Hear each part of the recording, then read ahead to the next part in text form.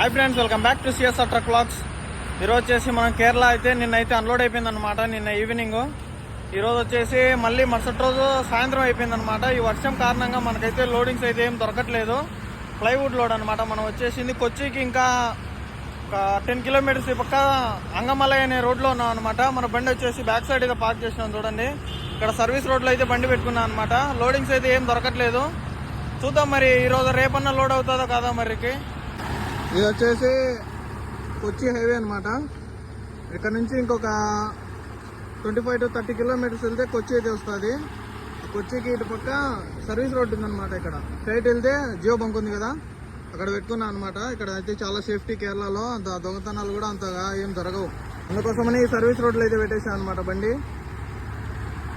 చూడండి, left side వచ్చేసి చాలా స్పేస్ అయితే ఉంది. ఒక బస్సు వెళ్తుంది అనమాట. సర్వీస్ రోడ్లో పెట్టుకోవచ్చు బండి అయితే, ఇబ్బంది ఏం లేదు ఇక్కడ. ఇలాంటి మరెన్నో వీడియోస్ కోసం